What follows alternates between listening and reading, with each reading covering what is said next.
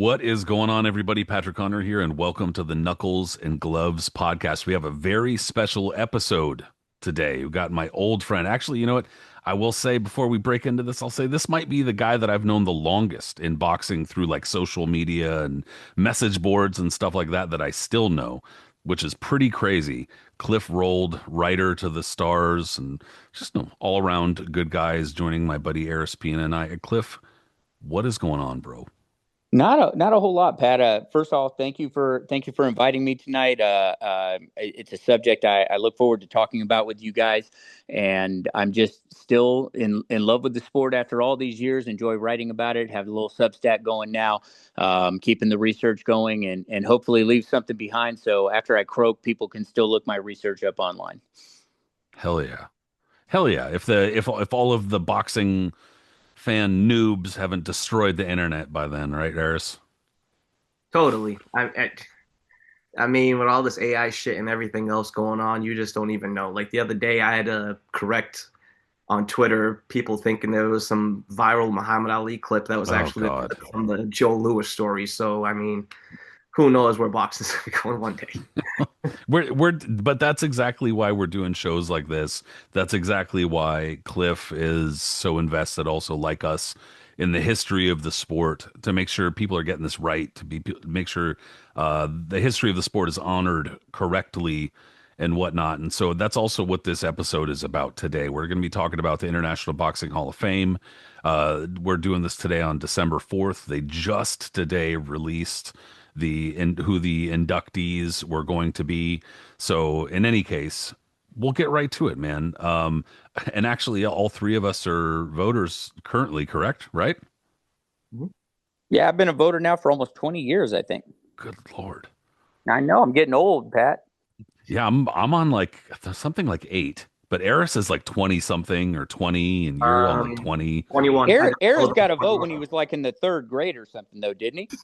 Yeah, I was 19 years old when I got voted in, and when I got a vote, and that was just by like happenstance. It wasn't because it was literally there's a collector that at the Hall of Fame named John Gay, who shout out to him because he has some of the best memorabilia you'll see anywhere. But he went to Don Majeski and was like, "Hey, this is the kid you need to be voting for the Hall of Fame." And he was like, "Aris, tell him about Coco Kid." And I just was like, "Okay," and just started rambling. And Majeski was like, "Do you want to go to dinner?" And me and my dad were like, "Yeah, sure." And then from there, he just put me on the. I got a ballot that month, that later that year. That's a hell of a story. Yeah, And well, and I mean, they pulled you from the teat, and then you immediately started voting. It's fucking crazy. Uh, yeah. I've said it before. There was like apparently some controversy early on when like some of the other people were looking at the people voting. They're like, "Who the fuck is this kid?" And then other people were just like, "Nah, trust me, he's legit." And then they just stopped ignoring it. I don't know, got drunk, whatever they were doing. You weren't 19 anymore. They got used to you after a while. Exactly, yeah. And then once I started working for CompuBox, I would start seeing them ringside, and we're talking to them regularly. They were just like, "Oh yeah, he's cool." so just to kind of get it out of the way for anybody wondering, well, who were the inductees this year? It's a valid query, and it's Gennady Golovkin, Nigel Benn, Antonio Tarver were the three main from the men's category. Jackie Nava and Naoku Fujioka were the two from the women's. And then the non-participants slash writers, Kevin Ioli, Russ Anber, and Flip Hamansky, Dr. Flip Hamansky, for being nice and proper there. But, and actually, you know what? I can't even read this shit without my glasses on. What does this say for old timers? We got to mention that. Jimmy Clabby, Alex Wallow for the Observers, and Frank Cappuccino and Jimmy Glenn for the other non-participant, the other non, whatever. I can't remember how exactly they split the categories up, but y'all get it. Point is, I mean, I guess I would have to say I was slightly caught by surprise by the inductees, but at the same time, Eris and I had kind of talked it over with other people on social media, seen the conversations, etc. There wasn't really any clear-cut leaders this year, except for I would say Golovkin. Yes. Golovkin was the name that it's kind of stood out to everybody. Am I wrong about that, Cliff? No, I don't think you're wrong at all. I'm not sure that should have been the case. I don't have any problem with Golovkin going to the Hall of Fame. He obviously was a Hall of Famer. I'm not convinced he's the best fighter on the ballot this year when you look at deeper context of careers and stuff. But he was the biggest name, the biggest and most recent star. And I think, especially now that the Hall of Fame line is 3 years retired instead of 5 years retired, biggest, most recent star is going to be a very important thing to be going forward in the future. I Yeah. absolutely agree with that. And like you just said, the fact that Golovkin was like everybody remembers his accomplishments. His last fight was only less 3 years ago. So he's very recent in everybody's mind. Everyone still has that, Mexican style fever and all, when he was going through his HBO run and destroying guys and all that. And his run was heavily documented. So of course he was going to be a first ballot. And everybody that was talking about in the ballot too was almost had like the assumption if you wanted to question it, you were stupid, you didn't know anything about boxing. And there was reason to question it because, of course, Golovkin's record can be dissected as anybody's can. But from his star power and the way he was beloved during his career, and I also think too that it's held into account that the way he was kind of like ducked by Sergio and others, and always searching for that big fight. And then when he finally got it against Canelo, he was screwed the first time and, the second time to a degree before he started falling, the wheels started falling off on him. And so it's like, yeah, of course he was going to get in without question. Yeah, I mean Yeah. it's a very, I would say, just a lively weekend for Kazakh boxing, you know? No kidding. But yeah, I do think there's something to be said too. When you are the best fighter in the world, I think and you can make that case for Golovkin for about 6 years in one of boxing's original glamour divisions, that counts for a lot. 1,000%. Yeah, needless to say, excuse me, the kind of thing that he has going against him is it's not his fault. It's not his fault that he was having such a difficult time procuring the fights that he really should have been getting in the early 2010s when he was pretty much outright ducked by Sergio Martinez and then Miguel Cotto back to back. And, both of them basically just clammed up. Cotto famously after whatever that Daniel Geale or whatever that fight was when Max is like, so what's up with Golovkin? And Cotto goes, hmm? Just did the shrug, like, oh, I don't know. Like, damn, dude, you guys are really just openly going to duck him like that. That being said, even though that's not his fault, it still counts against him, unfortunately. The fact that he was unable to secure that shot at the lineal title for so long, again, not his fault. But you just have to scrutinize the fact that all of those title defenses come from, in a few cases early on, it was, I want to say, the interim WBA title. How do you even dissect that? You know what I mean? Like, how do you even add those up? Like, does that even count as an official title defense? I don't know, No, man. You know what I mean? Like, I'm inclined to say no. So I, it's I kind would say of no. But here's the thing. Here's the thing, Pat. Even if you take away the interim and the regular subtitle fights, it's at least cool enough to say that he tied Carlos Monzon for the most defenses of the WBA title because, of course, it's Monzon true. wasn't quote unquote undisputed the whole time. We can have a whole conversation about how stupid the definition of undisputed is, but he did at least accomplish a lot of things. So I can understand. I mean, his induction is no surprise; it is well earned. And where you rank him on the ballot this year doesn't take away from the fact he absolutely belongs in the Hall of Fame. 100%. And I think that that's the distinction is that, there's a difference between me believing that he should be inducted, which I do, and believing he should be inducted right now, which I kind of don't, which, I mean, it's obviously somewhat complex or complicated by the fact that they've changed some of the rules and the way that some fighters get shifted to the old timer category now, which, I understand it. It has to happen and you have to clear out the ballot and stuff like that. But there were other fighters that, and I'm not trying to say simply because I voted for them, therefore they're deserving. But I feel as though I put a lot of work. And not that you guys didn't. You know what I mean? I respect your guys' take too. But there were people I know voting who just looking at their ballots didn't really seem like they put a lot of fucking thought into it. And so, just going by pure merit and not popularity or any of those, recency or any of those sorts of things, I thought that there were probably a good, 5, 6 names ahead of Golovkin in terms of being deserving. But as we know, that's not always the most important thing when it comes to boxing, or at least that's not always what prevails. Well, and I go through I go through and score the ballot, right? So a lot of my Yeah, I'm research sure the you got a last 5 years, system. Like you yeah, got a whole algorithm going. a lot of my research the last 5 years has just been in looking at, when fighters won certain fights, what their opponents were ranked across a number of different publications that I consider more objective than the sanctioning body rankings. Nothing is truly objective, but they're at least more objective. In that sense, Golovkin scored really high. I mean, his career mark against fighters that were ranked, I'll use Ring Magazine, and full disclosure, I'm a member and chair of the board for TBRB. His record against those fighters in his career was 13-2-1. That one draw, Canelo Alvarez, should have been a win. That was a bad decision, and it was a decision with poor judging. And to me, if you give him the first Alvarez fight, is there any question about whether or not he's a quote unquote first ballot Hall of Famer? I don't think there would be. He would have clearly cleaned out the middleweight division of his era at that point. I think that's Hall of Fame worthy. That got him into my top five. He scored high. And yes, I do use algorithms, but it's tough, Like right? I Because said, I knew it. hey, I'll tell you what though, there's another fighter that scores high on that on those algorithms I'll never vote for, and that's Fenaki, because I know how those numbers were acquired, and I saw the decisions in his fights, and those numbers aren't accurate.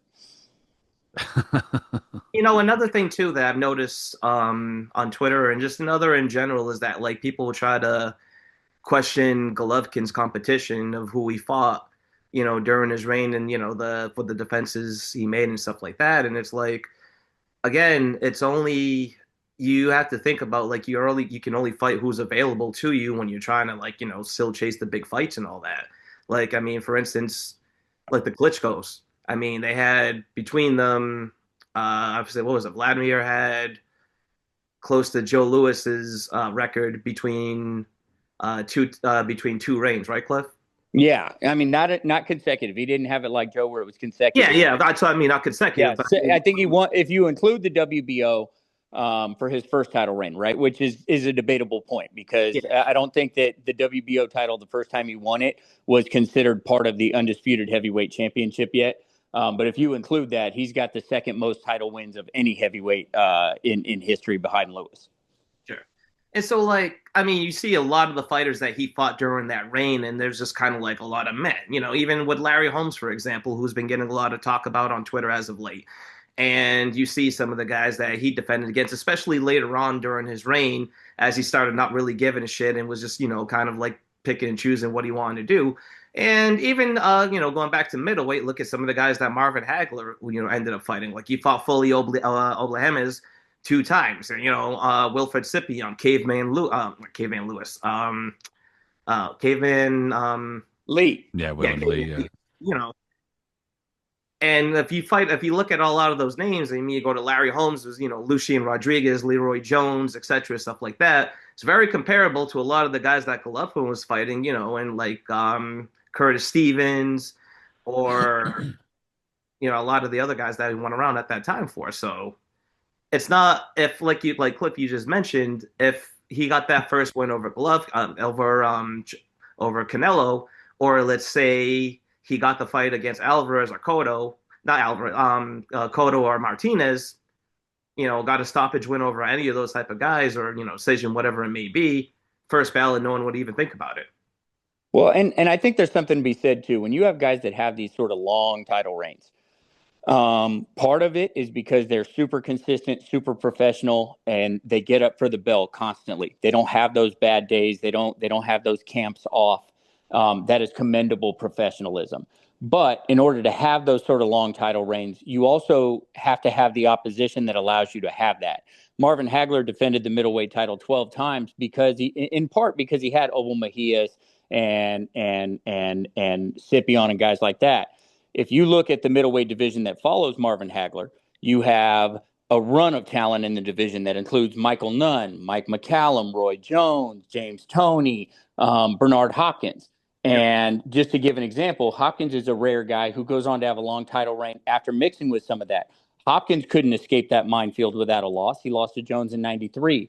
Hagler would have had a hard time escaping that minefield from 88 to 95 without picking up a loss. But he was in the right place at the right time. And we saw he was great because of how long he could do it. So it's always, there's always the question: is the era weak because one guy is so good, or is and you never really know the answer to that. But I think we can look back and see most guys with long title reigns have a lot of chafe in between the wheat. Well, and it's always a fair question to ask too in those instances where there's a long title reign or a dominant champion. Were there any stones left unturned? Were there any fighters that they were Mm-hmm. supposed to have fought and did not? And so and if the answer is a clear cut no, obviously there's nothing you can do about that, and you'd simply have to assess, was it a good era or was it not? And so in Golovkin's case specifically, he was denied the opportunity to see whether or not he was better than those fighters. Although I think that we can't simply say, oh, he would have beaten him, therefore let's count that as a W. But I feel like all three of us would be like, yeah, you put Golovkin in with Martinez or Cotto at that time, we're looking at trips to the hospital for either of those two guys. Yeah. And yeah, that's cool, but like it just sucks that we didn't get those things. But just to be Well, clear, and the I do WBA think moved Golovkin heaven should and get in. earth. Yeah, oh, absolutely. And the WBA moved heaven and earth to not enforce a mandatory for Golovkin against Felix Stern. That's right. Yeah, that's another, Felix Sturm could be a name on the ballot that people look at and say, oh, well, he was at the top for a long time, and it's like he kind of was, but almost like in a little more Sven Otke way than a Golovkin way. Yeah. Well, I mean, he's got at least a couple decisions I can remember that he was very fortunate to get. Matthew Macklin is probably the worst of them, but Martin Murray was also very questionable. He got a lot of road out of that fucking the lost Oscar De La Hoya, which that sucked, but still he got a lot of mileage out of that. That's right, man. Oh God, pale, pudgy Oscar getting outboxed. Sturm just over there jabbing his face off. Good gravy. What a weird card that was. Hey, so hey, real quick, I was gonna ask Cliff, what were your picks for the ballot? So this year, I picked Golovkin, Antonio Tarver, Israel Vasquez, and let me see. Hold on, I'm pulling Sok Kitolata, and I voted for Mikey Garcia. And I know a lot of people don't agree with that. I'm not even sure I agree with myself after I did it, but I can explain the rationale on that too. But those were my 5 picks this year. Sok Kitolata competed with Gilberto Roman and Santos Laciar. There's a few guys I would like to vote for, but I'm not going to vote for all 80s flyweights.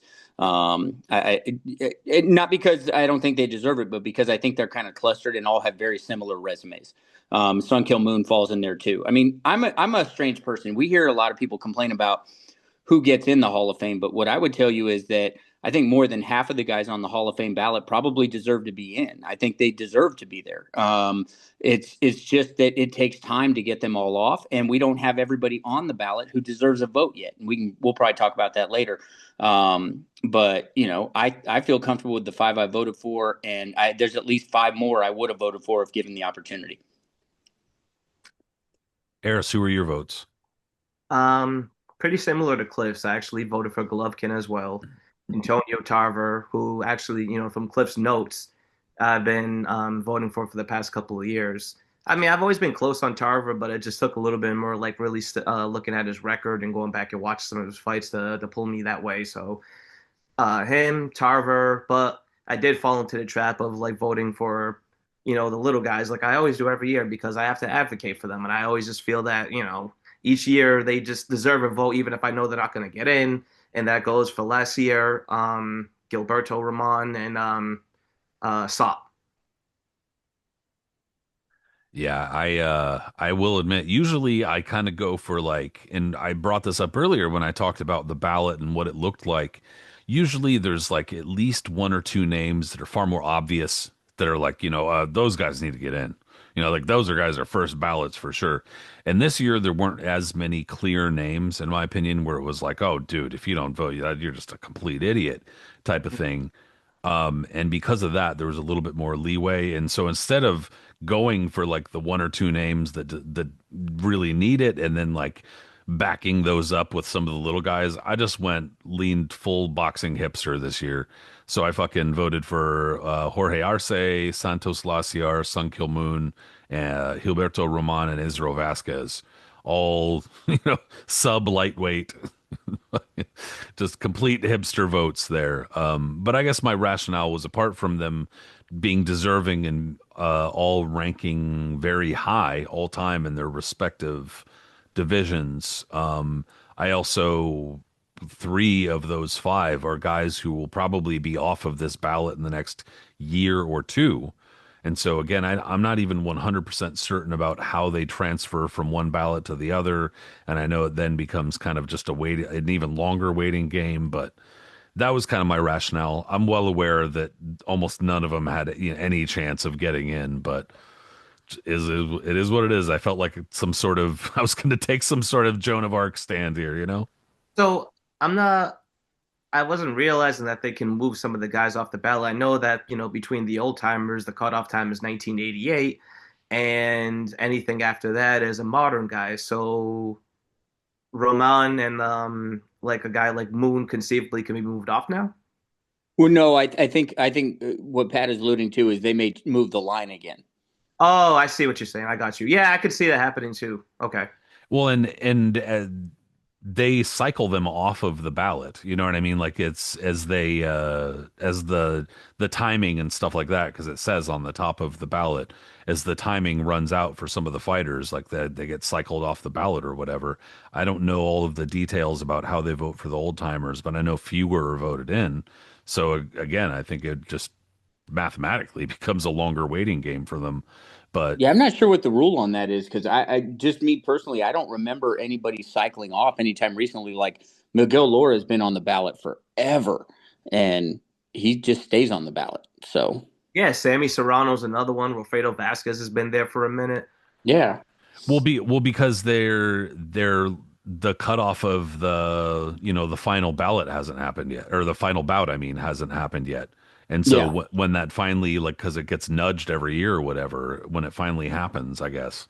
But well, yeah. I don't know exactly how that works either. But regardless, Well, that's a whole other Hall of Fame problem. Nobody knows exactly how it works. well, and that kind of falls into, what Aris and I talked about last year when we did this and we talked about the ballot and the voting process and stuff like that.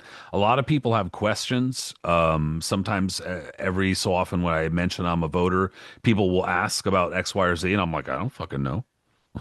Like I've been told the last handful of years that I was going to be sent ballots for the old timers and just never do. And then when I inquire about it, I can't contact anybody. So it's kind of just like, I don't know what's going on. I don't have answers and I can't really say. So that lack of transparency is, I mean, do And people deserve transparency? I don't know that they necessarily do, he but the lack also of transparency is frustrating. it should also be mentioned too that like I forgot when they changed the parameters of what old timers would be then and what's the modern ballot. But when I first started voting and with you, Cliff, as well, it was what we voted for. What was it, 10 people? I think you voted for 10, but the and The cutoff was like, I well, don't know. up until the year, I think it was the year Rosario got elected. They used to do 5 inductees a year in the modern category, and then they switched it to 3 because the I think it was either around Rosario or McGuigan, and there was such an uproar about the induction that Yeah, that was my first year was McGuigan when he got inducted. Good for yeah, and so they changed it from 5 to 3. I think it's been about 5 years since they moved the modern line, but modern used to be anybody with a fight whose final fight was after 1942. So it was 42 all the way to then. And I remember talking to Ed Brophy at the Hall of Fame. I talked to him about it. I talked to Jack Hirsch when he used to be the president of the BWAA, and I agreed with them that you needed to move the line somewhat because the people who were voting didn't necessarily know what they were looking at past a certain year. Like all of the people didn't. Some did. Yeah. I know you did. I felt comfortable with that. But, how many guys that were, 40 or younger really were versed to know whether or not they should vote for Harry Jeffra? Or Lou Silica, for an example, or one of those other Yeah. on the ballot back then. Yeah, totally. Yeah, and some of those guys, when you move the line, have started to finally get into the Hall of Fame. I think Rodrigo Valdez finally got into the Hall of Fame a couple years ago, and he couldn't even get on the ballot because the ballot was so packed. You had to split the ballot to make room for guys like him. I don't actually. I'm looking up while we're talking because I don't believe. that Esteban de Jesus has been inducted yet, but he's another one who should at least be on the ballot. He's on the ballot. I remember. I'm pretty sure he. Yeah, he finally got on the ballot a couple years ago, but I mean, that's a fighter who, by all rights, he should have been in the Hall of Fame a long time ago. So, yeah, and I don't believe Valdez has gotten in yet either. He's still on the old timers ballot for the one that runs every other year. Because this year we got the old timers ballot with guys like Jimmy Clabby who got inducted this year. Well, and that's also kind of adds to the frustration of the lack of transparency because it's not as though, kind of dipping into the other part of this conversation, which is fighters who are not on the ballot, who should be. Sumbu Kalambe, one of the big ones, Marlon Starling, one of the other big ones, of course, probably also two of the fighters that people have been the most vocal about not being on the ballot in the last handful of years, but also two deserving fighters.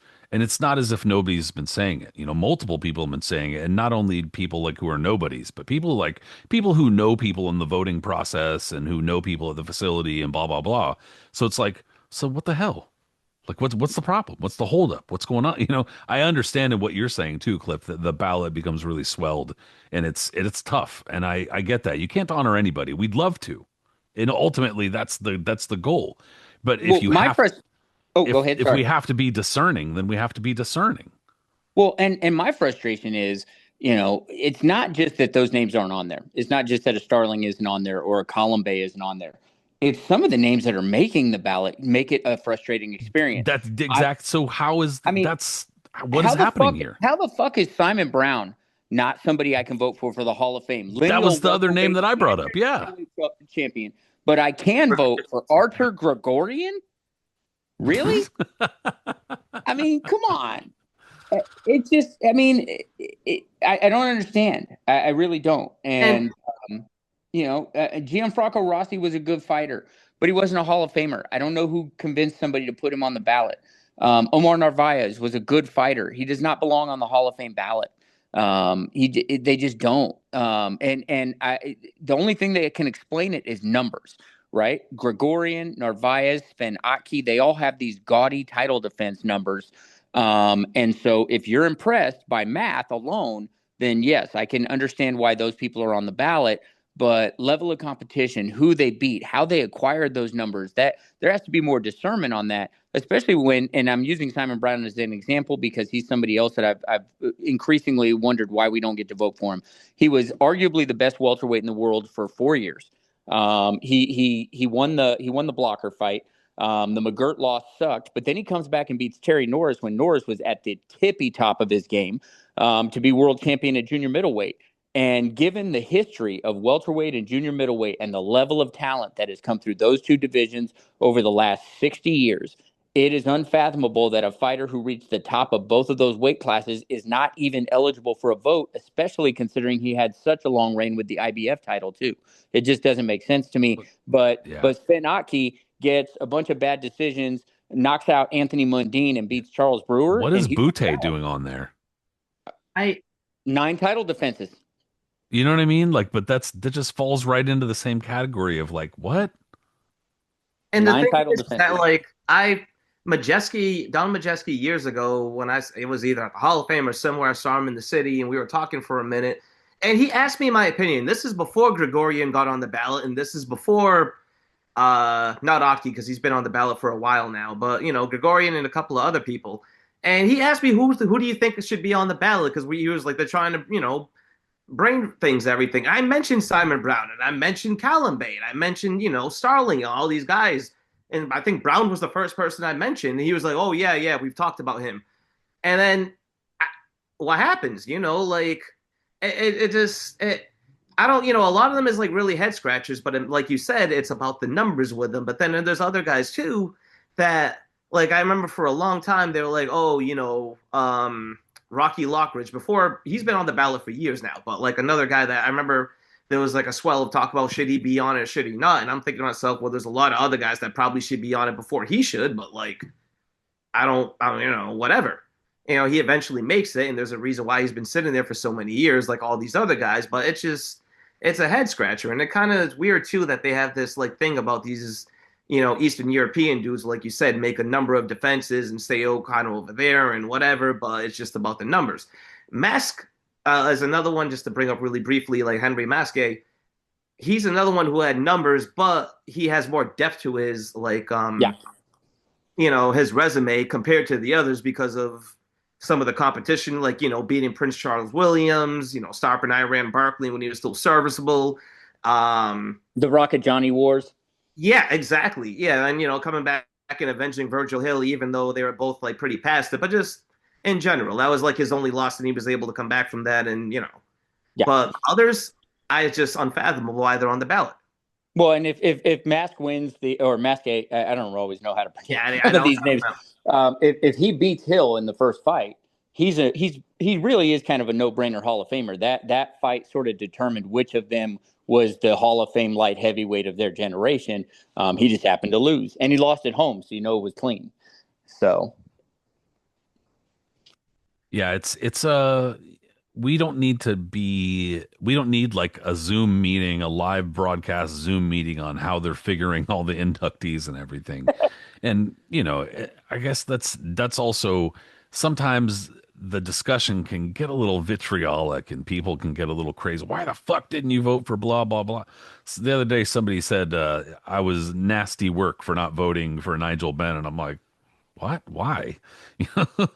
Okay. But we want everybody to be honored. It's not that you want fighters to be forgotten about or like forgot to be crapped on or something like that. But like I said, if we're forced to choose, then we got to be choosy. I saw who tweeted that at you, Pat. Don't worry about it. I don't even remember. It was just like weird. I was like, what? I'll say That's this. I mean, strange. as much as I wish Ben and Eubank would go in together, like Carbajal and Chiquita Gonzalez went in together, because that would just feel like the right thing to do, of course. But like that's not how everything works out. I'm not mad about Ben getting in. He's been on the No. ballot for well over a decade now, I would say. Yeah, I'm cool with him getting in. It's been in for a long time, and I think also it helped his cause that his son has been so big lately, and whether it's for good or bad or whatever it may be, but like that's brought Nigel back in prominence as well. So I think that helped him. Well, this is what I say about Ben, right? I didn't vote for Ben, although I was one of the people who I looked in my archives. I was writing pieces when I was still at Boxing Scene about why Ben and Eubank should be on the ballot, and people should at least get to vote on them. I mean, he checks a lot of boxes. He was a big star. He actually went on both sides of the Atlantic, unlike Eubank, right? So he was seen multiple fights on Wide World of Sports over here. So he fits sort of a he was somebody that you knew on both sides of the Atlantic. And then there's the quality of his fights. I mean, if he had been, if he'd been from Youngstown, Ohio, or he had been a popular attraction at Boardwalk Hall, with the quality of fights he had, winning arguably the greatest super middleweight title fight of all time with Gerald McClellan, the wars with Eubank, crazy wars like Lou Gent that people forget about, Doug DeWitt, which was a fantastic fight, the Iran Barkley, like 3 minutes of just pure chaos. If he had done all of that and he was an American fighter, I find it difficult to believe it would have taken Ben as long as it did to get into the Hall of Fame, right? I mean, he's an Arturo Gatti level fighter. Only he was better and he competed at a higher level and had a higher skill set than Gatti did. And there's really not much separating the two outside of the fact that Gatti was a popular attraction here and got more accolades here. But Ben was putting 40,000 butts in seats and he was having crazy wars. And, I have it based on that standard, it's not surprising he got in and he belongs in there as much as guys like Arturo Gatti and Ray Mancini. I guess you have to kind of take into account the fact that this is coming from a West Coast guy. But I think that the perception, I should say, is that a lot of the boxing writers and a lot of the kind of hub for the boxing writing activity and a lot of the people who are like involved is generally an East Coast thing and historically has been. It was based out of New York. For the first like gosh X amount of years, it was basically all New York writers. Which whatever, no judgment. I don't give a shit one way or the other, but it's mostly just I think that that bias does kind of tend to shine through a little bit, whether it's the East Coast specifically or just a U.S. bias. And I mean, that even can't be argued. There's No. absolutely no question. There's first of all a U.S. bias where anything outside of the U.S. is definitely going to be lesser than generally speaking. But then, of course, there's kind of like a Western bias as well, where anything that's considered non-European or non-U.S. or European, I should say, especially specifically anything Asian for the most part. And I mean, don't even try to get any African fighters on the ballot. Like it's just unless they're Azuma Nelson, it's just like you got Vuyani Bungu on there, and I think that's about it. Like you're gonna have a really difficult time.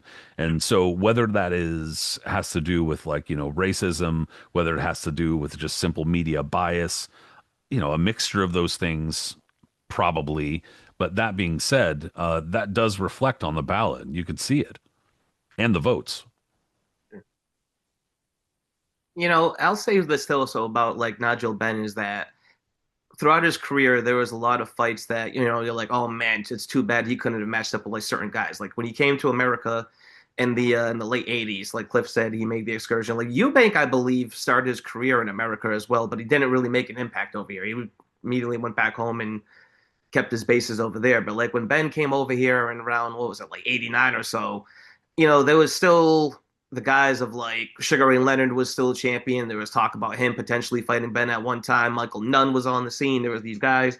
And then, Ben eventually loses to Watson, then he loses to Eubank, but it doesn't really deter him too much because immediately, like you said, like he's still like a major star in like the fights that he was putting on. And eventually, as he becomes super midweight champion when he beat, who is it, Mauro Galdano, I believe. Mm-hmm. And after he beats him, and then like the number of defenses and that he has from there, and it's like, okay, he's aligned where he could potentially fight James Toney. It doesn't end up happening. They had that famous or infamous, whatever you want to call it, three-way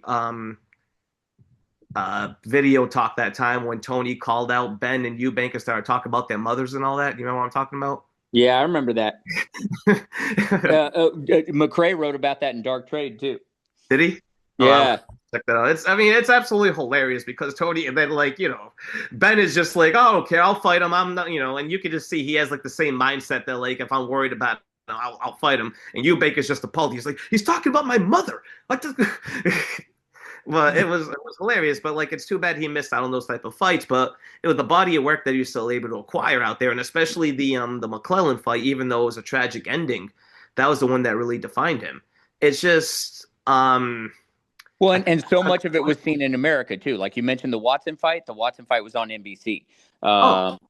He had the DeWitt and the Barkley fights were on ABC. ABC, yeah. And he was on Showtime a lot too.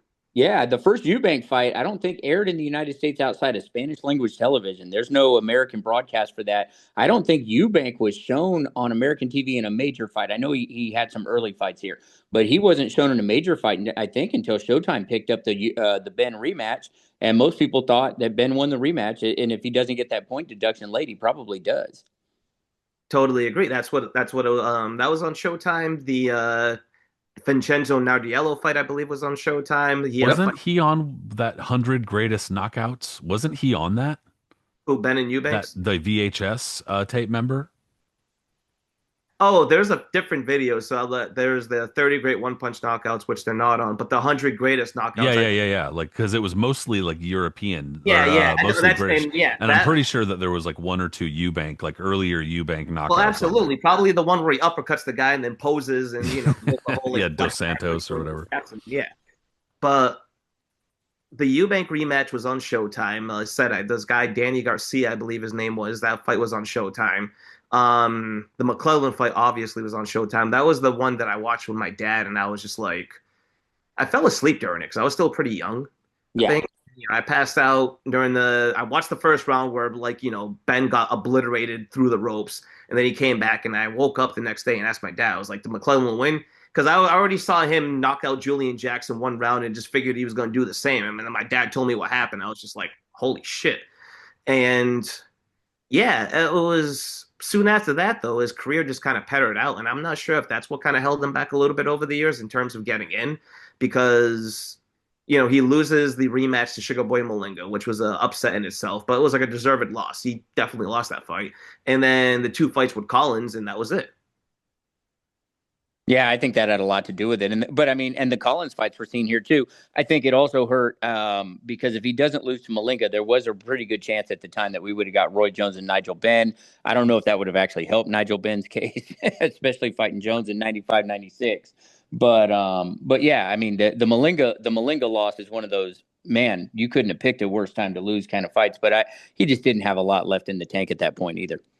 No, he didn't. And I remember there was like a weird thing after the fight where like Malinga's holding the belt and celebrating with it. And Ben, because they gave him a mic, and I think he proposed to his girlfriend and started kind of going on a weird Anthony Joshua post Usyk 2 rant where he's just, rambling about a bunch of shit. But he goes up to Malinga. I'll never forget this. He goes, "This is my belt. They'll send one in the mail to you." And he tries to take it back immediately. Hilarious. Oh, what in the actual fuck? He was a character. And look, again, congratulations to him. Anybody who left that much of himself in the ring, I got no problem with him. Oh, absolutely. Like I said, I voted for him in the past too, and don't bother with that. You got to hand it to Antonio Tarver, literally talking his way into the Hall of Fame. I mean, literally. Like, I mean, I'm not. He obviously worked his way toward, all of his. Gosh, it was an Olympic silver medal, I believe, right? Bronze or Bronze. He bronze. bronze medal. Okay, Yep. Olympic bronze medal, and that is hard work. And he had to kind of come up at least harder than his U.S. U.S. Olympic boxing teammates, but still a little bit hard. And he had to kind of, I guess, harass Roy Jones into giving him that fight, which he did. He talked his way into fucking winning that fight. I got to Yeah. give him some credit. Well, I mean, Tarver is just, I mean, it's such an interesting case because you're talking about a guy who 4 months out from the Olympics gets a full feature article in Sports Illustrated when that still mattered, right? He was that good. His 1995 amateur run is one of the best years in the history of American amateurs. And then he comes out of the Olympics with such a bad reputation. And then he signs with Peltz, and that doesn't help either because Peltz and him just did not mix at all. And that's according to the press reports at the time and quotes from both men. But yeah, I mean, he just kept trucking along, and at age 34, he knocks off Roy Jones Jr. And for some reason, I think that's been held against him more than credited to him. For a long time, I think it upset people, and maybe I'm wrong, but I think a lot of people were upset that he was the guy. That was the guy. He wasn't supposed to be the one that knocked off Roy Jones. He wasn't supposed to eradicate people's dream that Roy Jones was somehow better than Ray Robinson. He wasn't supposed to be that guy, but he Oh was. God, that fucking And era. I'm sorry. what's that? I said I'm sorry, but I just remember that fucking era, the early late '90s, early 2000s. Yeah. I mean, Roy Jones is out fighting Derek Harmon, and people are talking about he's better than Robinson. And look, Roy Jones was a great, great fighter, but somebody was going to beat him, and it was Antonio Tarver. And it wasn't just that he beat Roy; he beat every significant light heavyweight in the division except Mikoszewski, because nobody got to beat him. And he was knocked off before Tarver could get to him, anyways. But over a period from 2001 to 2005, he beat every significant light heavyweight of his era, and he beat Glenn Johnson when beating Glenn Johnson was an elite level win that for some reason doesn't get credited that way, and it really was at the time. Tarver did everything you're supposed to do to get in the Hall of Fame, and I'm glad he finally got there. Yeah, I couldn't agree with you more. To add to your point to about the '96 Olympics, I remember that article, and I remember reading previews about the '96 Olympians, and then people talking about how Tarver was that main guy. He wasn't the captain of the team. The captain was Clay Bay, correct? Yeah, I believe so. Yeah. Yeah, but regardless, he was looked upon as like a lock for the gold medal, and then the talk out of the Olympics was that I believe McDonald's sponsored the '96 Olympics out of Atlanta, and Tarver was seen around the Olympic village. Eating a lot of hamburgers. Yeah, eating a lot of fucking golden arches, which were big around '96. Rest in peace to the golden arch. That was a great sandwich. But he was doing that, and he lost to Giroff, which was known as an upset at the time. And then when he turned pro, I remember seeing him too because he was like featured at the Blue Horizon on Tuesday Night Fights, looking ridiculous in a Magic Man outfit. Like he would come in wearing a top hat and holding a cane and wearing the robe and Yep. trying to do this thing. And he was knocking guys out, like guys like the only reason why I remember this guy is because he had a specific name, Boyer Chu, Yep. and like guys like that. But he wasn't looking spectacular doing it, and it was almost like you could kind of compare him to like Vernon Forrest in '92. Forrest comes out of the Olympics, he gets a stomach bug and loses his first fight. And it takes him a hell of a long time to catch up to his '92 Olympic teammates, or at least the ones that really like got fast tracked, as opposed to like any of the other ones. And same thing with Tarver. Like Fernando Vargas is getting featured immediately. Floyd Mayweather's getting featured immediately. David Reed, obviously, his first fight's on HBO, and he's basically just being featured on there. And a guy like Tarver was kind of in the same realm of like who was Terrence Cawthon, who was even being featured more than Tarver at that point, I would say. So it Well, was like, good. and there's also the fact that he turned pro so late. I mean, I think He that, did. He that turned that's pro a later part, than that's part of the story. He didn't even turn pro till he's 28 years old. He's at the Olympics at 27. What he was able to accomplish from 28 to 35, most Yeah. fighters can't do that. And what he had to come back from too, also, because you have to think about when he finally was like in position to be a mandatory challenger or a chance to become number one. He fought Eric Harding and suffered a bad beatdown in that fight. Like he had his ribs broken, had his jaw broken. Like Harding, put a whooping on him in that first fight, and that was a tough one to come back from. And not only did he come back from that, he fought that Olympian on his comeback. What was it, Chris Johnson or something? He fought right after Eric Harding. He went on that streak. He fought Lincoln Carter, who was undefeated. Then he fought Chris Johnson, he sent him out on a stretcher. Yeah, yeah, Um, finished his career. That's the one. Yep. Then Reggie Johnson, Montel Griffin. Then he fought Roy in the first fight. That fight could have gone either way. Then he knocks Roy out, splits two with Glenn Johnson, wins So the the Roy Eric Harding trilogy, rematch. and and the Eric Harding rematch was in there too. Knocked him out in the fifth round. Yep. Well, and it's always important to remember too. The only reason the first Eric Harding fight happened, at least according to the reports at the time, and they were never disputed, is he was the mandatory for the IBF to fight Roy Jones, and Roy Jones requested that he be put in an eliminator first. Roy Jones didn't request that Ricky Frazier get put in an eliminator. Roy Jones didn't request that Glenn Kelly get put in an eliminator. But Antonio Tarver, he needed to earn his title shot. Roy knew something about Tarver that everybody else didn't long before they found out. Sure. Well, they obviously were separated by several years, but Roy knew. A lot of people, I'm sure you all know this, but a lot of people don't know that Roy and his dad were really active on the East Coast amateur scene for years and years and years. So a lot of those dudes who were fighting up and down the East Coast as amateurs, Roy Sr. and Roy Jr. knew. And I mean, I don't know how well Tarver they knew Tarver or whatever, but Tarver's from Florida, so I would imagine they at least knew of him. And They that being fought. They fought when they were like teenagers in the Sunshine Games when they were like 13 or 14, and Jones beat him in a decision. So he knew him at least that much. right. Yeah. I mean, at least they knew of each other, at the very least. And the funny thing is when you go back and you look at a lot of those kind of interviews from like gosh, I guess it would have been like, 98, 99, when Tarver was still kind of coming up. There are a handful of interviews in the magazines where he's saying things to the effect of, "Oh no, I'm super supportive of my teammates. Yeah, yeah, I know that they're getting pushed a little farther than me, but it's okay. My time's coming, and it's all good. I'm just kind of biding my time." And then there was obviously a big shift between then and then in the early 2000s when he was like, "Fuck this," like he was mad. He was pissed off that he had to wait. He felt like he was slighted. He had a little bit more of that kind of Bernard Hopkins chip on his shoulder to him, which probably is in large part what guided him toward stardom, toward getting those wins, really. But I mean, there obviously was that clear shift of, him kind of just being like, "Oh, it's all good. It's all good," to "Fuck that. That shit's mine. Give it to me." And I mean, sometimes that is the kind of attitude that will separate the men from the boys, as it were. And you got to say, like, when he started going on that run, there was like a different look to him. Like after he got off the leash of pelts and just, had a little bit of like renewed vigor in him after he lost to Harding and started like looking really good, knocking the shit out of these guys. he had that fight with Montel Griffin on HBO for what was it? I think two titles. It was like WBC and something else. And Griffin might have been a little bit past it at that point. Like, I think he had already been stopped by Michalczewski. He already been through the Roy Jones fights and everything. But still, he was still a top guy. And Tarver beat the shit out of him, dropped him twice, routed him, and everything like that. And it was at that point because I think that's when Roy had moved up to heavyweight or was about to. It was around that same time period, but that's where the stars were aligning. And so was Roy going to come back and fight him or well, actually, could someone correct me? Was Tarver champion when Roy fought him the first time, or was Roy already champion, came back?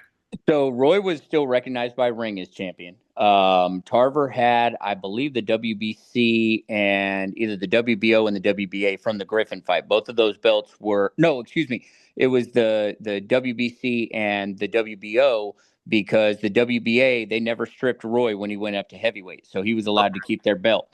And then Roy had the Ring title too, or they vacated the WBA and then refilled it in Tarver when I'd have to go back and look at all those semantics. I apologize. But yeah, that's kind of how it aligned. And I will say for the Griffin win, at that point, Griffin had only lost 3 fights. He had lost the Roy Jones rematch, he lost to Michalczewski, and he lost to Eric Harding in a decision that was widely disputed. And people thought he beat Eric Harding. Harding got the decision, goes on to fight Tarver, and then gets himself into his title shot in 2000. But I mean, outside of that, Griffin had not lost. I mean, he had the 2 wins over James Toney. People thought he beat Eric Harding. That was still a high quality win at the time. Totally.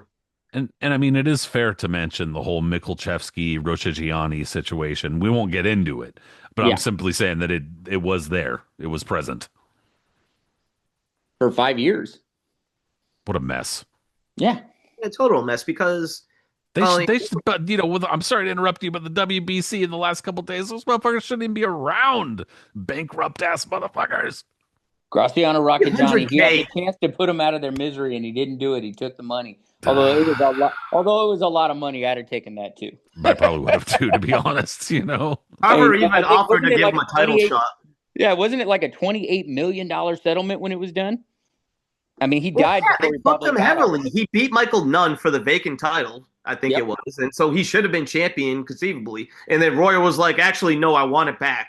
And so they gave it to him. And then like Rachigiani is like, what the fuck? You can't do that to me.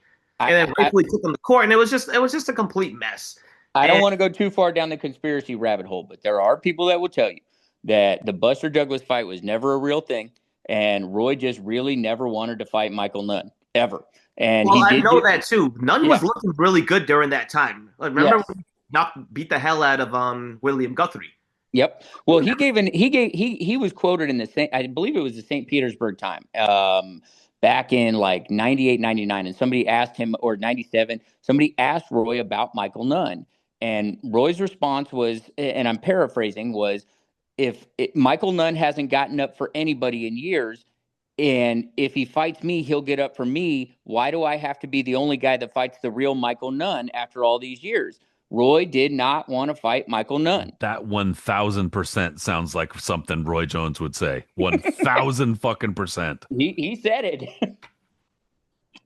I mean, like you said, Nunn was like rejuvenated at light heavyweight, unfortunately, before he got busted and went to jail for far too many years. But the Guthrie fight, Guthrie was, I think, right. He just lost the title to Reggie Johnson, Yep. but still regarded as a top guy. And like Nunn knocked him down like 5 or 6 times in that fight, like just beat the holy hell out of him.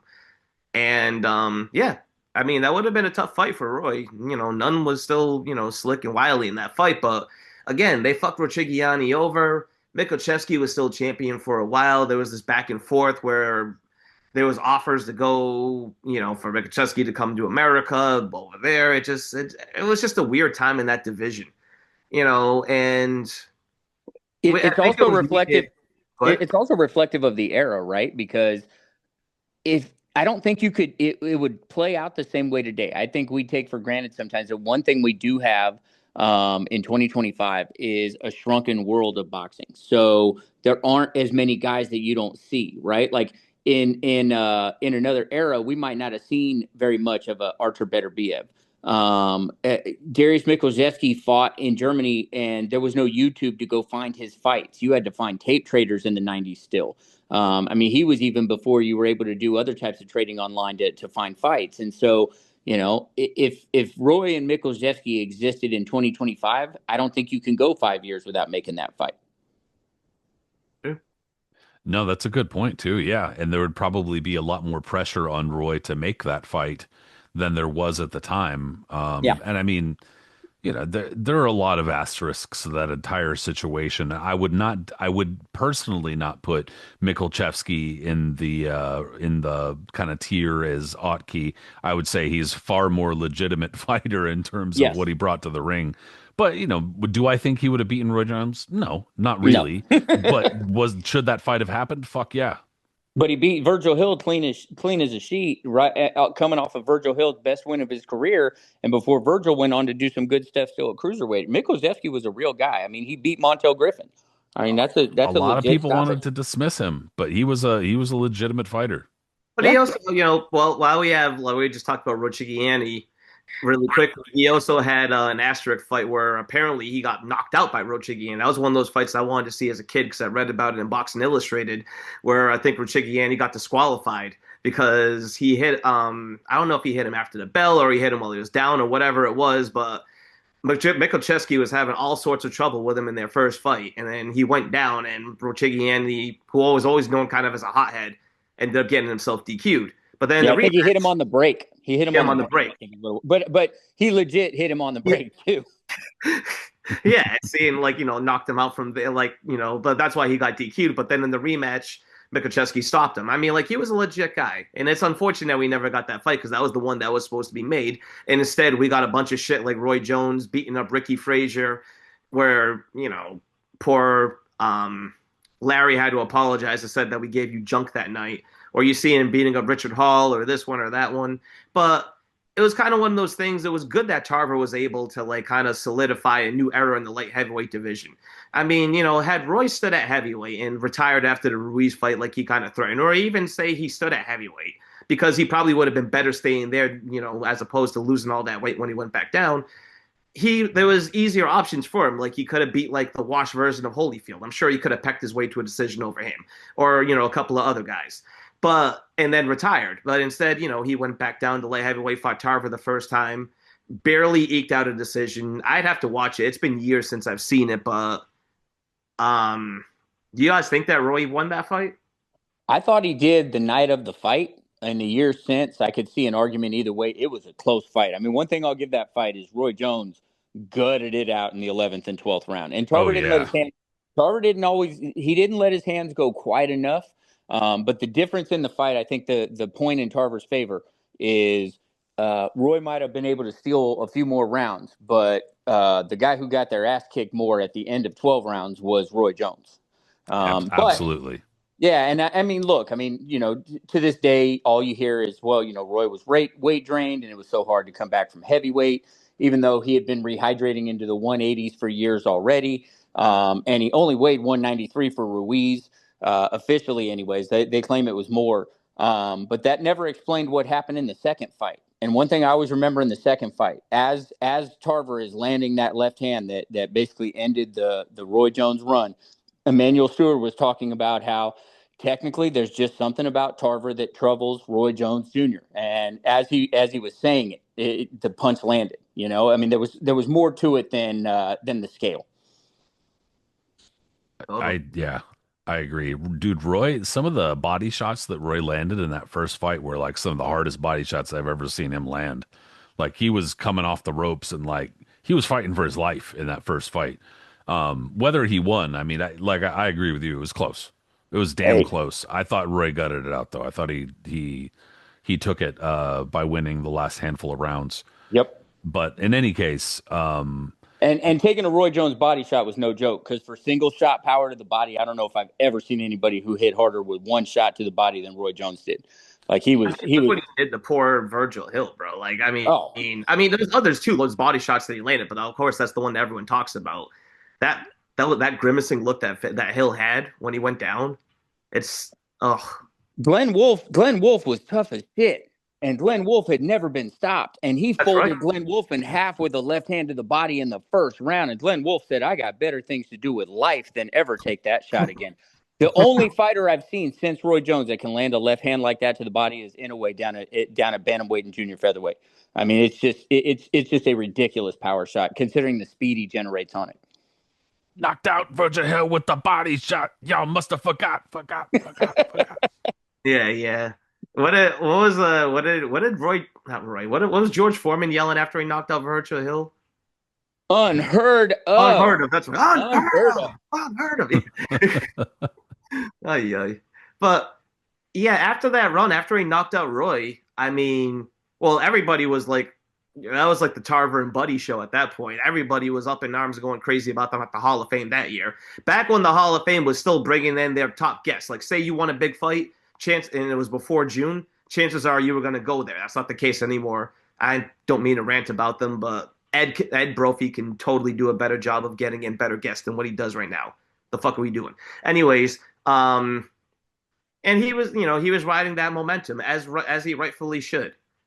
And then, like you said, he lost the first fight to Glenn Johnson, who was on an absolute tremendous run himself during that time. And that was a great fight, their first fight. Their first fight was like nip and tuck. And it was one of those that, like, I think Johnson was just his better activity and just, consistency, was able to eke it out. But it was like super close. And the rematch, I had to watch it a few years later because at the time, we didn't have HBO in my house. But that was one of those cards I was really pissed off I missed because on the undercard was like Ike Cortez' first time back on U.S. television in a number of years fighting Verno Phillips or something like that. And I was like, fuck, man, I got to miss this. But, Tarver, to his credit, he was one of those guys that, like, if you beat him the first time, he was going to come back and edge you in the rematch. Yeah, I've always wondered what would have happened if he could have seen Hopkins a second time. But Hopkins lost right away, so it kind of lost its ability to ever form up. Sure. Yeah, it was kind of a strange timing for that, especially for Hopkins. Hopkins was kind of up and down in a really weird way against weird opponents at that time. I mean, not bad opponents, but just, inconsistent, but like you couldn't blame him. No, I mean, how many guys that past the age of 40, not named Archie Moore, fight Antonio Tarver, Joe Calzaghe, Kelly Pavlik, Winky Wright all in a row? I mean, that was pretty impressive. And especially when considering everyone thought he was basically done after the two Taylor fights. I mean, yeah, the first fight he probably should have won, but then the second fight he didn't look all that great in it, as far as I remember. And he had 10 more years in him. Yeah, and then he comes back, and the Tarver fight was happening during Hall of Fame weekend, and I remember my best friend was calling me on the phone and giving me round-by-round updates, and I was running over to Steve Farhood and Nick Charles and giving them updates, and they were just like, I remember I was like, Hopkins dropped him. They were like, holy shit, really? And everyone else just started getting into it, but like, yeah, that's the thing that I guess was holding Tarver back over the years too, is because, excuse me, after the Roy fight and after, he started to have his run with Glenn Johnson and things like that, there would be fall offs. Like, he lost. That was a bad loss to Hopkins, and he never had the rematch with him. The two losses to Chad Dawson. And also, I guess, the allegations with steroid use and things like that. But, I mean, he also did have some good wins post that, too. Like, think about, how he stopped Danny Green. Danny Green had knocked out Roy Jones in the first round. That's an underrated win for Tarver. Yeah. And there was a couple other ones, too, around that time. Well, I mean, look, the thing with the steroids, and I don't excuse anybody taking PEDs, but I do have I guess it's a softer spot. When you're 40, what was he at the time already? 44, 45. If that's when you get busted, I think there's a little more grace for a guy who gets busted at 45 trying to hold on. Than there should be for a guy in his prime who should be getting by on the best of his ability. It's not excusable either way, and that's why it's not like he looked body beautiful either. No. I mean, it's the same thing with James Toney. I mean, when James Toney got busted for steroids, he was fighting heavyweights, and he was, he was already getting close to 40 years old. So, I mean, is that excusable? No. Is it a little more understandable? Yeah. I mean, I don't see any evidence that James Toney was cheating at middleweight or super middleweight or even cruiserweight. So, Yeah, and I've seen the argument from a few writers, no one, prominent writer, but a few with the same argument that if a fighter tests positive for PEDs, then they don't want to vote him into the Hall of Fame or won't the first year or whatever. I To me that's just kind of irrelevant at this point. That doesn't even factor into anything. But yeah, I understand the discussion. It just for me that does nothing. But I mean, I'm personally happy to see Tarver get in. I didn't vote for him, but like I said, it was more just kind of I guess I was taking some sort of moral stand. But absolutely 100%, do I think Tarver should get in? Yeah, absolutely. Yeah. And so like again, I think we're all in agreement like that we're not mad about this class, not like last year, which you and me, Pat, were up in arms on the last show when we were talking about Vinny Paz and a few other ones who who get in. And again, nothing against Paz, and I don't even know why I just brought him up right now, but it's just to like give you a contrast. It's you know what I mean? It's like it's you don't know where these voters go. And that's the thing, and I think that's where I'm trying to veer to really quick is that like the people that vote for the Hall of Fame in general. So there's a difference between there's people that vote for all classes. Like you got old timers, women, pioneers, all this other shit. Like, and then you just have the modern class. And myself, I vote for the modern class. I know you do too, Pat, and you obviously Cliff. But like, I'm different in the sense that like I got in because I just by chance. I wasn't a part of the Boxing Writers Association or the others who get in that way. And I'm sorry, but the majority of the dudes who vote, from that thing, they just have no clue what they're talking about and what's even going on. And since this is how, guys like Paz and others get in, and why guys like Israel Vasquez and others are still kind of sitting on the ballot, just waiting in the wings. Well, I will say this though, and I've talked to you offline about this, Aris, and I think I talked to you too, Pat. I found the selection of Vinny Pazienza particularly galling. It just, again, not to go too far into stats, but if you look at the guys he fought, what they were ranked, and his win-loss record against him, it's not Hall of Fame worthy. I mean, he was like 2-8 or 2-6. I mean, he didn't beat that caliber of fighter. But there is something that I think is kind of neat about the Boxing Hall of Fame in that there is that sort of range, right? Because boxing fans will argue about what makes a fighter great and what greatness is. And there's a message board guy that Pat and I used to post with 20 years ago who used to make the case that guys like Cornelius Boza Edwards and Rolando Navarrete actually should be in the Hall of Fame because of what they left in the ring.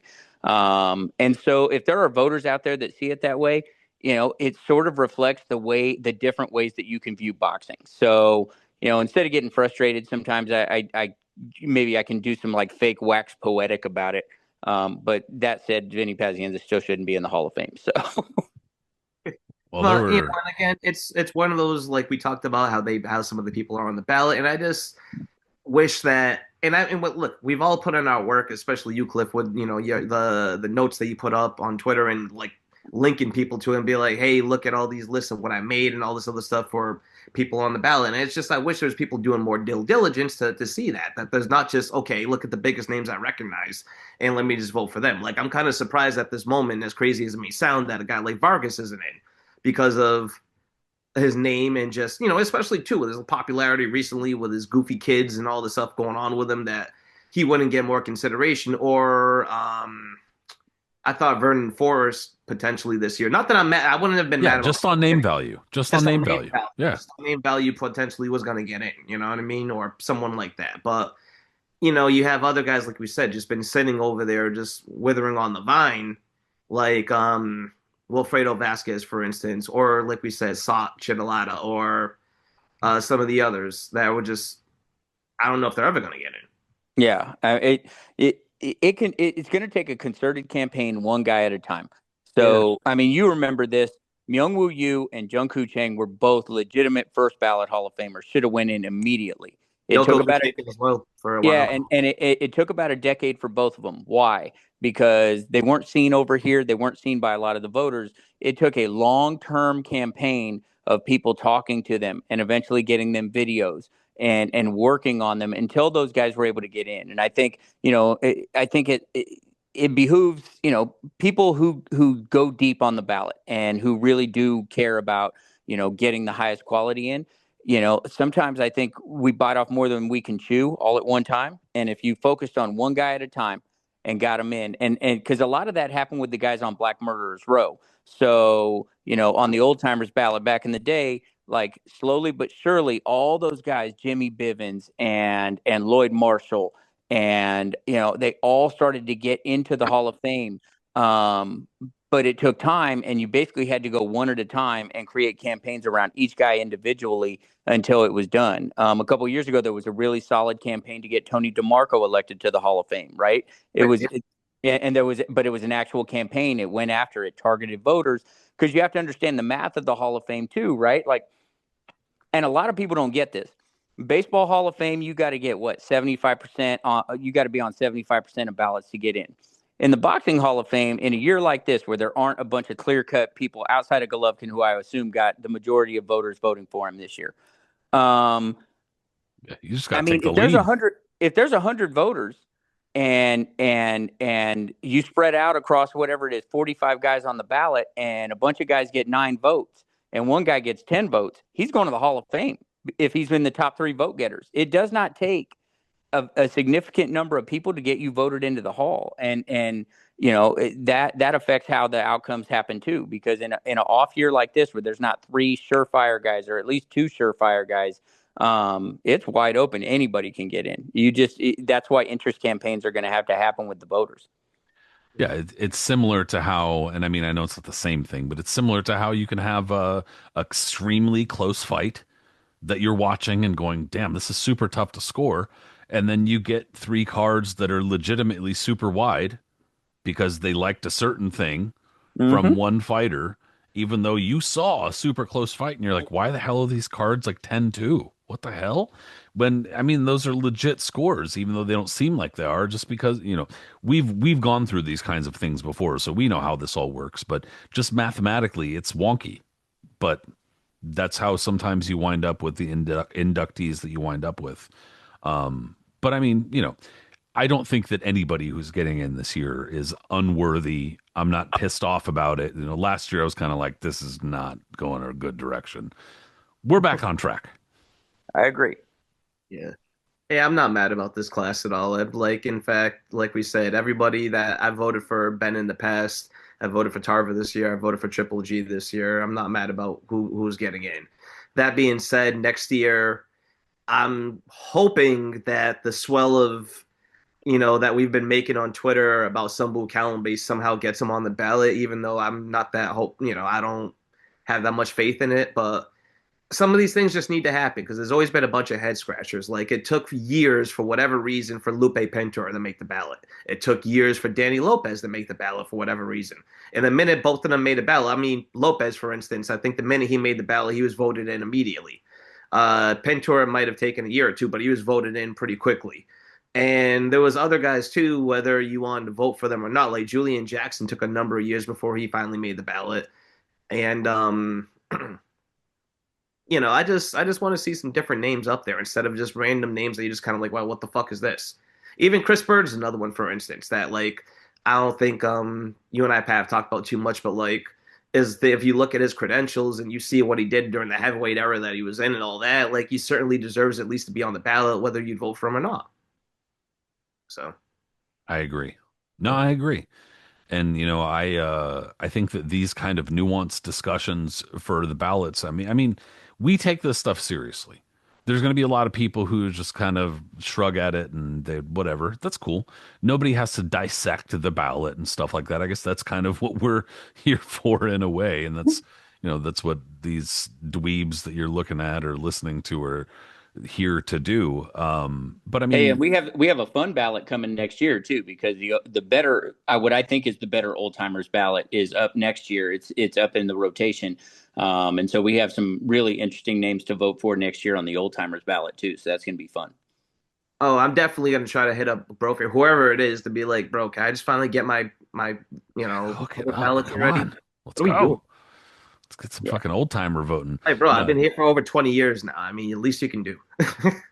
But we take this seriously, is this going to be the more modern one? Yeah, this is the one. This is the one that Jesus is still on. Valdez is on. Jeffra is on. Marvin Johnson, Eddie Mustafa Muhammad have been added to that one. Oh, okay, Um, good. Peter Kane is on this ballot, and I've talked to you about that. I like his case a lot. I think he's been dramatically overlooked. Another name that is two other names that are really overlooked that are on that ballot: Betulio Gonzalez, who Mm. should have been Oh in yeah. years ago, and Rafael Herrera. Oh, good call. Rafael Herrera is long overdue for the Hall of Fame. Yep. Very good champion during a very good era for Mexican boxing. Beat Ruben Olivares twice in Nice. Olivares' prime. Yeah. And was able to come back. I think didn't he lose the belt to Venice Bookshire and then was able it was the one that he came back and stopped him in the rematch or Yep. Yeah, I believe so. Yep.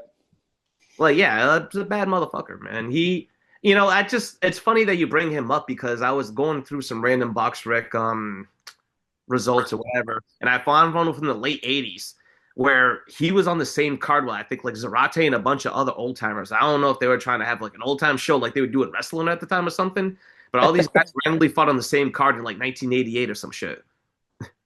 Well, Zarate had that quick comeback where he came back and then he fought Jeff Fennick not long after that. That was a He bad did, idea. and Zaragoza, yeah. Yep. But it's just really, yeah, it's Gonzalez, Batilio Gonzalez, talk about him really quick as another one that, like, unless you're hardcore, you're probably never gonna. I mean, people that listen to the show know who he is, but like, I'm talking about the general fan or just like voter. He's one of those guys that competed back in the early '70s, had a crazy run where he had to go through Kanto and Soji Aguma and all these other dudes where, you know, Beat Goody Espadas and ended that's the right. other title reign. Yep. And the fact that he like was still he went through that gauntlet of the late '70s and was still champion up until around what was it like 1980 or so was pretty incredible. Yeah, And he 88. fought on until around like 1988. Well, you gotta figure he goes back even farther because he's one of the best wins on the record of Oba. Oba finally That's made right. the Hall Opa of Fame a fought him. couple years ago. Yeah. But Maceo Oba and Betulio Gonzalez fought 2 or 3 years before Gonzalez beat Canto in their first fight. So yeah. Yeah. I mean, completely forgotten about. We talk about guys like Lassier and stuff, but I mean, you know, he comes right even before that. So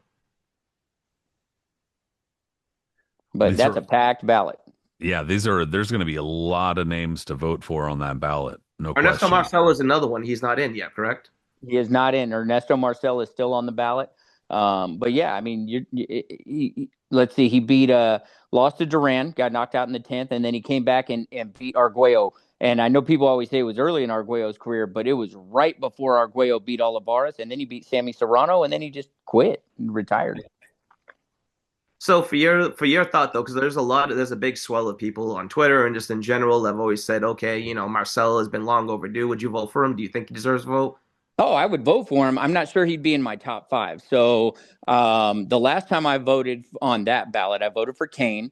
I voted for Herrera. I voted for Harry Jeffra, who I've been voting for years. I voted for DeJesus, and I voted for Lusalica. Lusalica finally got in.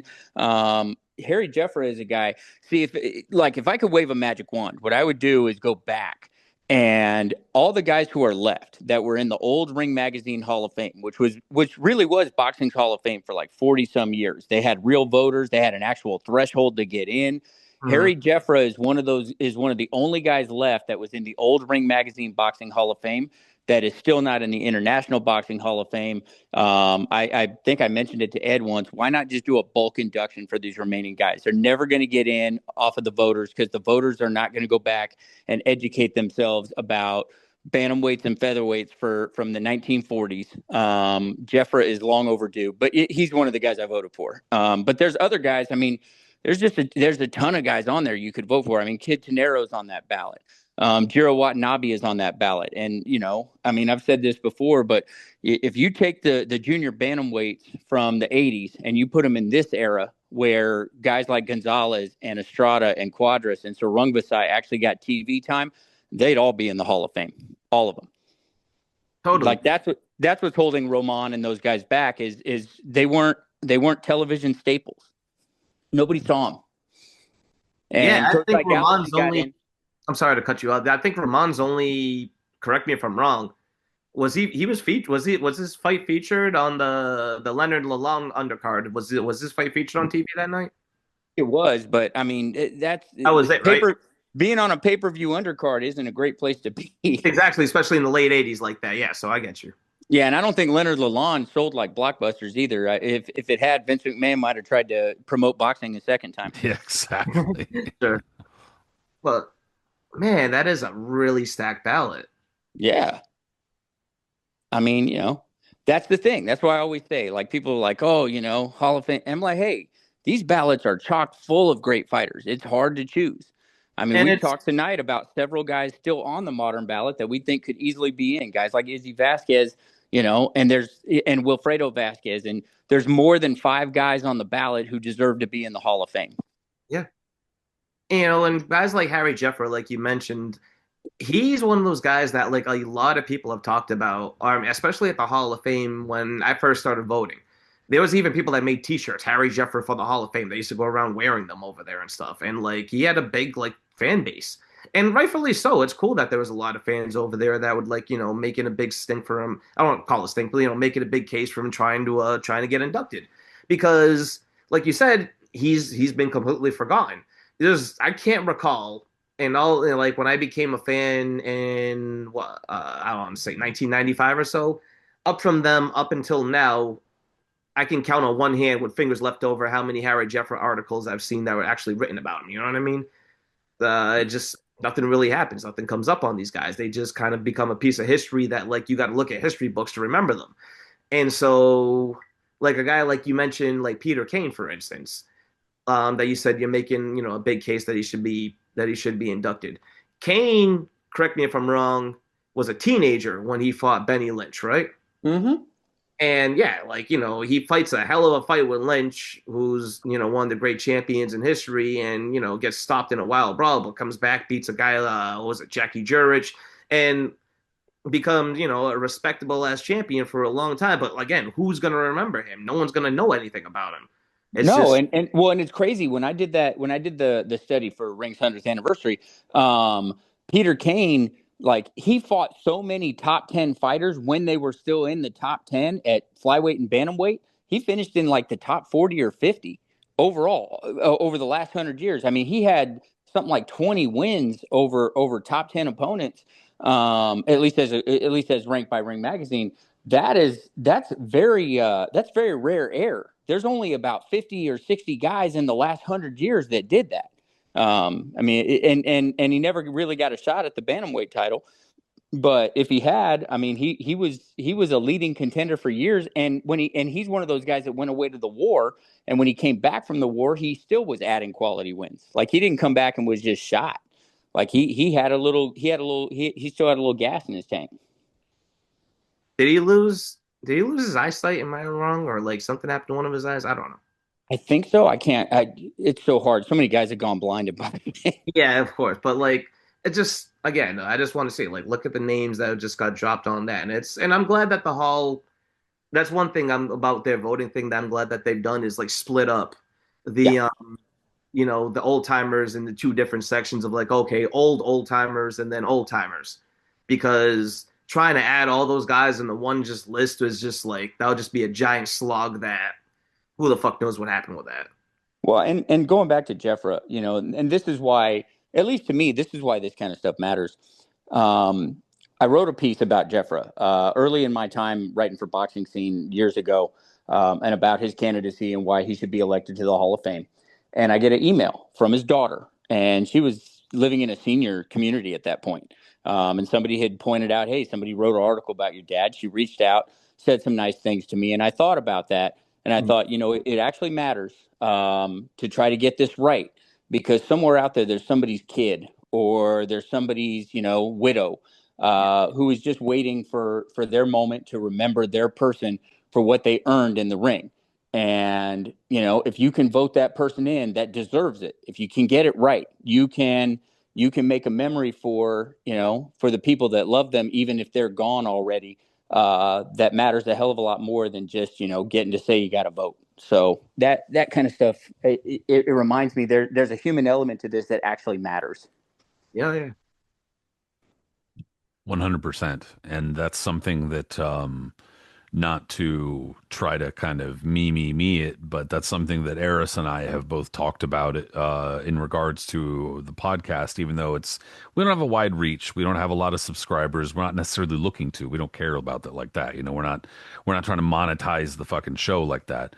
It's more just that we love to do this, and then there have been a handful of times where we've talked about fighters, especially shows about specific fighters and true crime type of shows, biography type of shows, where there were people in the comments and they'll say, "Hey, I'm so and so's nephew, or I'm so and so's niece, or I'm, oh my gosh, those were my neighbors from blah blah blah. I can't believe you're talking about them. I love that." Those kinds of things where, constant reminders, like you said, where there's a human element to things that are happening here. It's not just statistics. It's not just numbers. It's not just things that happened 50 years ago. There are people still living that are still living this, is the thing. Still living the consequences of what happened 50, 70, 100 years ago. So that's why, another reason why it's important to do this correctly. Yep. Yeah, you just got to do your research, man, because it that's what needs to be preserved, and that's what we're just trying to do here. And like to harp off of those things, when you tell some of those guys, like I remember telling Terry Norris one year, I was like, oh, I was helping him with his fist cast. I was like, oh man, I voted for you. And that was the year he got inducted, he got the biggest smile on his face. He was like, really?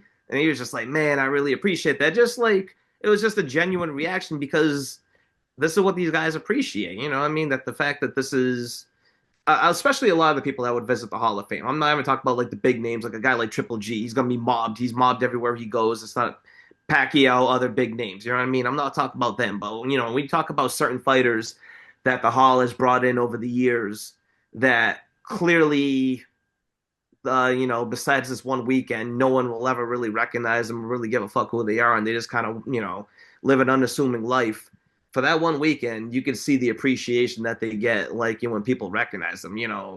I've told this story before when the first year I went and I got to meet Jimmy Bivens, and he was just sitting on a bench at the Turning Stone with his sister. He's just wearing a suit, and people are just passing them by because no one really knew who he was. It seemed like most of the fans didn't know who he was. And I'm this 15-year-old kid who was just devouring books, and I'm just like, oh my God, it's Jimmy Bivens. And at that point, I knew he was kind of old. I just went, Jimmy Bivens. I ran up, and the biggest smile he got, like looking like a grandfather, almost like wanting to hug his kid or something like that. It was just awesome. These guys appreciate that shit.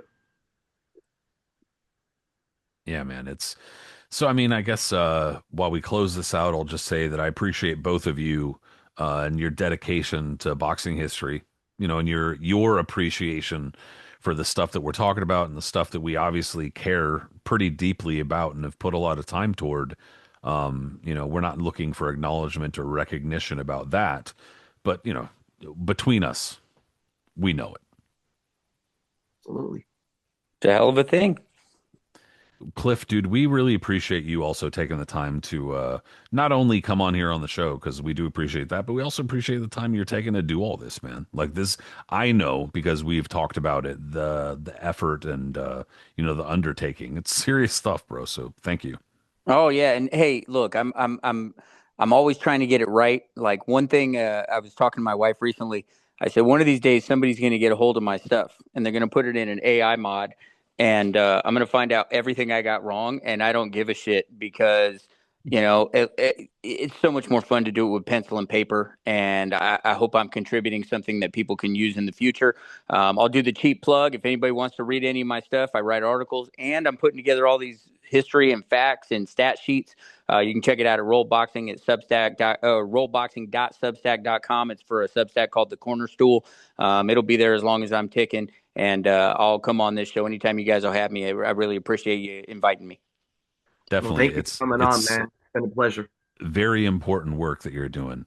And in the meanwhile, thank you everybody who listened in or watched. We do appreciate you. So go ahead and follow, Cliff Rolled wherever you can find him, wherever it's social media or Substack, and go ahead and find our buddy Aris Pina. We're social media, go and find us. But more importantly, go ahead and find the Knuckles and Gloves podcast.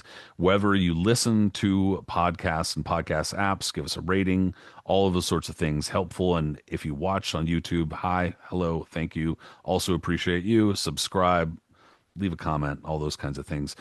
Cliff, we'll talk soon. Aris, we'll talk soon. Peace, everybody. Good one.